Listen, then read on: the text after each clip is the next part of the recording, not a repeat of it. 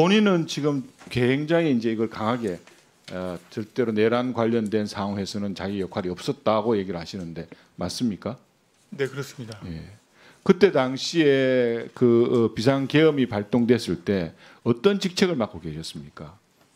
행안부 경찰국장이었습니다. 그 역할은 어떤 역할이죠? 경찰국장의 역할이?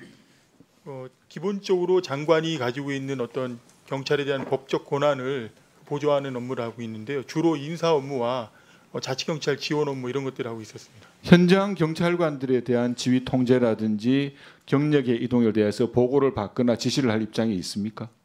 경찰국에서는 치안 경비나 정보 수사와 같은 치안 상황 보고를 전혀 받을 수 없는 시스템입니다. 근데 보면은 이제 아까 그 통신 여러 가지 그 사실에서 나왔듯이 그때 당시 비상계엄 당시에 여러 차례 한 7차례 정도 관련자들과 통화를 한 게 나왔단 말이죠. 그때 통화는 왜 하신 거게 됩니까? 원체 그 계엄이라는 전대미문의 상황이었고 하기 때문에 경찰 업무를 담당하고 있는 경찰국장으로서 기본적인 상황은 파악을 할 수 있다고 생각을 해서 관계자들, 즉 계엄 업무와 직간접적으로 관련이 있는 관계자들과 통화를 하는 것입니다. 그러면 그 계엄이 발표됐을 때 그때 당시에 직무대행자는 어디에 계셨습니까? 저녁 식사를 지인들과 하고 22시 10여 분경에 막 집에 도착을 해서 집에서 있는 상황에서 계엄 사실을 TV를 통해서 인지했습니다. 그러니까요. 그러면 그 틱을 받고 난 다음에 현장으로 다시 나오신 겁니까? 바로 사무실에 다시 출근했습니다. 저는 이 단순하게 지금 이제 직무대행이 지금 얘기한 것처럼 내란 업무의 주요 종사로서의 종사자로서 혐의를 받고 있다고 얘기하는데 그런 혐의를 받는 사람들조차도 이렇게 사실상 집에서 그 비상계엄 사실을 접할 정도가 됐었습니다. 만약에 우리가 그 직후 상황을 우리가 되돌아보면은 경찰, 검찰, 공수처가 경쟁적으로 수사를 하는 입장이었습니다.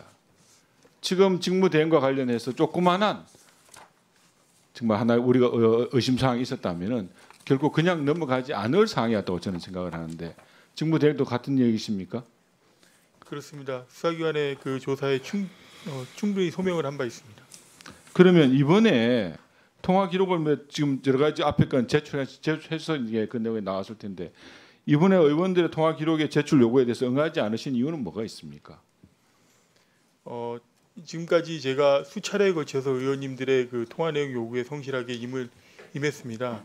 그럼에도 불구하고 저는 이제 나름 이제 전혀 이제 계엄과 연관이 없기 때문에 통화 기록에 제출을 했는데 그럼에도 불구하고 이런 논란들이 계속되고 그럼에 있어서 그리고 또 이제 어떤 그 특정인에 대한 어떤 그 통화 요구가 아니고 전체의 어떤 통화 내역을 요구하는 이런 것들은 어떤 사생활이나 어떤 통신비밀 보호 차원에서 제가 제출하는 것이 좀 안 하는 것이 낫지 않겠나 그런 생각을 했습니다. 저는 이 말씀을 꼭 드리고 싶습니다. 뭐든지 간에 하나의 어떤 그 상황을 바라볼 때는 나름대로 그 잣대의 일관성이라든지 이런 게 좀 있어야 된다고 저는 생각합니다. 자기들 편리한 대로 예를 들어서 지금 경찰의 국수본부장 같은 경우에는 체포자 관련해 가지고 상당한 혐의를 지금 받고 있지 않습니까? 압수수색도 실시됐지만 거기에 협조하지 않고 있는 걸로 저도 알고 있습니다. 이런 사람들에 대해서는 한마디 말이 없습니다. 하지만 단순한 참고인으로 집에서 계엄 사실을 알게 된 사람을 주요 업무 종사자의 혐의가 짙다는 쪽으로 상황 보고를 받거나 현장에 지시할 권한이나 능력이 아무것도 없는 상황이 아니지 않습니까?